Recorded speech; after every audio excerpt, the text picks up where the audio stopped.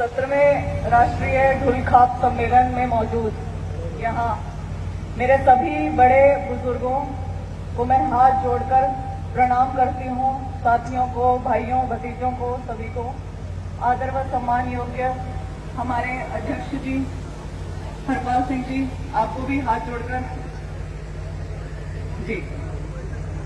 जैसा कि साउ सज्जन धुल जी ने कहा कि सबसे पहले अपना परिचय आकर दे दो, क्योंकि बहुत सारे नए लोगों से यहाँ मुलाकात हो रही है। तो मेरा नाम श्वेता ढुल है। मैं भर्ती विशेषज्ञ हरियाणा हूँ। मैं हरियाणा में भर्ती संबंधी मुद्दे उठाती हूँ और बहुत जल्द ही मैं कलायत हल्के से एमएलए का चुनाव लड़ने जा रही हूँ, प्रत्याशी हूँ। आज हम यहाँ इकट्ठे हुए हैं भोला गांव में, और भोला गांव ने इतना भव्य, इतना अच्छा आयोजन किया है, उसके लिए भोला गांव का बहुत बहुत धन्यवाद और वे बधाई के पात्र हैं।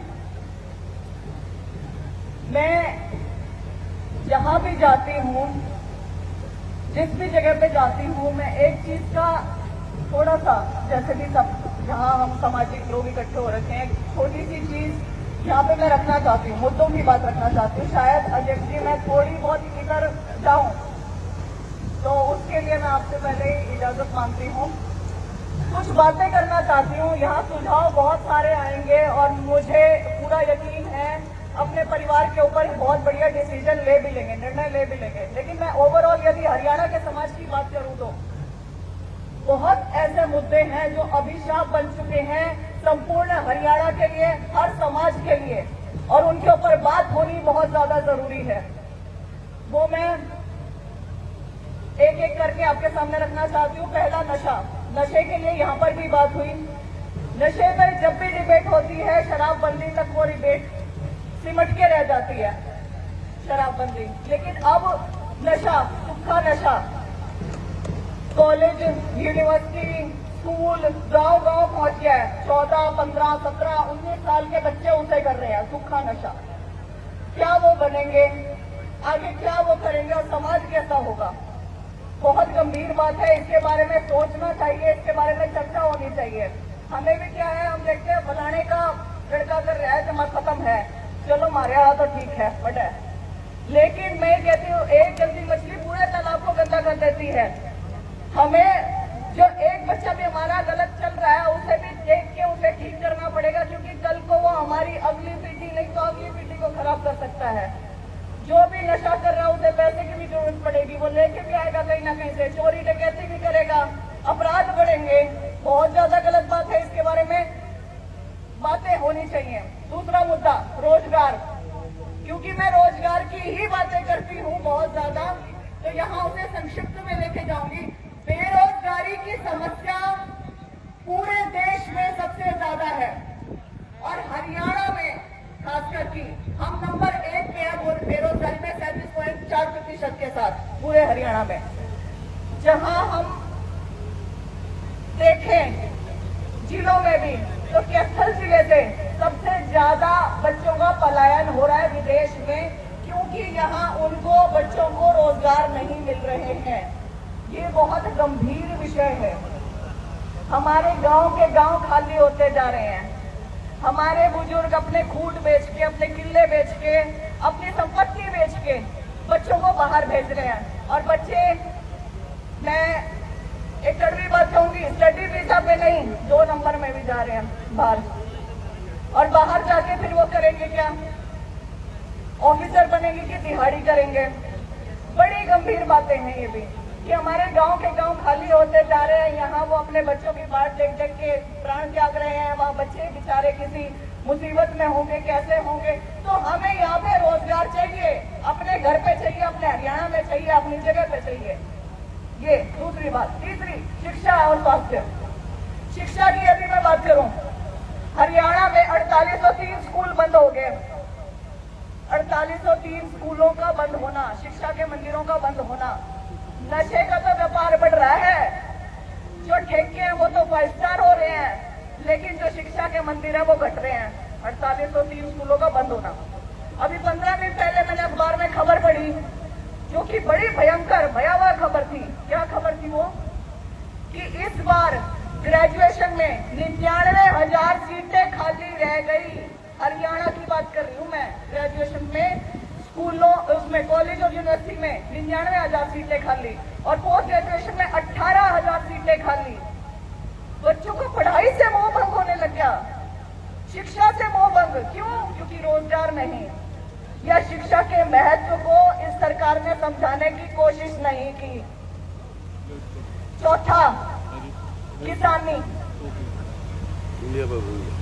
किसान एक ऐसा प्रोड्यूसर निर्माता है इस देश का जो कुछ भी उगा रहा है अपनी मर्जी से उसके दाम नहीं तय कर सकता।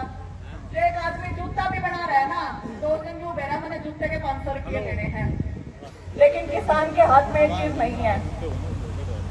ये बहुत गंभीर बात है। हम लड़े भी, एमएसपी के लिए लड़े, हमारे भाइयों ने, हमारे भतीजों ने अपनी जान की बातें दी, जान गंवा दी, बलिदान दिया। 700 से ज्यादा किसानों ने शहादतें दी। बहुत ज्यादा गंभीर बातें हैं ये। और हम फिर उस चीज से आगे निकल जाते हैं, अगली चीज को सोचते रहते हैं, हम समाज में इकट्ठे होते हैं। मैं ये एक अपॉर्चुनिटी की तरह ले रही हूँ कि यहाँ समाज इकट्ठा है तो मुझे इन सब चीजों के बारे में बोलना है। 5वीं चीज, जो हमारी सामूहिक क्षमता है सही को सही और गलत को गलत बोलने की, माफी चाहूंगी मैं, लेकिन वो खत्म हो रही है। जो हमारी सामूहिक क्षमता है जिसमें हमें अन्याय का बोध है, वो कम होने लग गया है। वो बहुत गलत है पूरे समाज के लिए। ये चीज बहुत गलत है। यदि एक उदाहरण के तौर पे मैं आपको बताना चाहती हूँ, यदि सड़क पे कोई किसी को मार रहा होगा तो अब एक बार जाके टोकेंगे तो अपने चलियों को होंगे, हाँ तेरा भाई है कि तेरे के इलाका है, और हम हट जाएंगे शायद पीछे। किसान आंदोलन में भी यदि हमें जाना था तो हमें पहले सर्टिफिकेट देना था, हाँ भाई किसान है के तो क्या है। अन्याय का जो बोध है और अन्याय के खिलाफ जो आवाज उठानी है उसके लिए सर्टिफिकेट देना पड़ रहा है। सामूहिक जो क्षमता है वो कम होने लगी है। तो ये जो सारी चीजें हैं, ये हर एक समाज को अपने बीच में चर्चा करनी पड़ेगी। इन समस्याओं की चर्चा करनी पड़ेगी, समस्याओं के समाधान की चर्चा करनी पड़ेगी और समाधान के लिए संघर्ष की चर्चा करनी पड़ेगी। हम इनसे ना तो भाग सकते हैं क्योंकि ये लड़ाई हमारे दरवाजे तक आ चुकी है। ठीक है, हमारी गर्दन पे अभी तलवार नहीं है, इसलिए हमें लगता है कि कुछ नहीं बिगड़ा, लेकिन हमें बाट नहीं देखनी है तलवार की कि कब हमारी गर्दन पे आएगी। तो इसी के साथ मैं आप सबका धन्यवाद करती हूँ।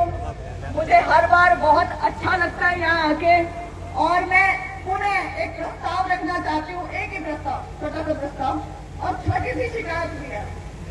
मैंने हमेशा कहा है कि ढोल में ना केवल पुरुष नहीं आते, महिलाएं भी आती हैं, आपकी बेटियां भी आती हैं। श्वेता ढुल भी आपकी बेटी है, सोनिया ढुल भी आपकी बेटी है, और ऐसी अनेकों बेटियां होंगी पूरे राष्ट्र में जिन पर आपको गर्व भी होगा, जिन्होंने आपका मान सम्मान भी बढ़ाया होगा। तो मैं अध्यक्ष जी और पूरे ढुल समाज को ये कहना चाहती हूँ कि कृपया करके आगे से महिलाओं की जो संख्या है वो बढ़ाने की जरूर कोशिश करें। जिन भी हमारी बहन बेटियों ने कुछ अचीव कर रखा है समाज में, कुछ भी है, कम से कम उन्हें बुलाने से ये शुरुआत की जाए, उन्हें सम्मानित करने से ही शुरुआत की जाए तो बहुत अच्छा रहेगा। इसी के साथ मैं यही अपनी वाणी को विराम देती हूँ। बहुत बहुत धन्यवाद।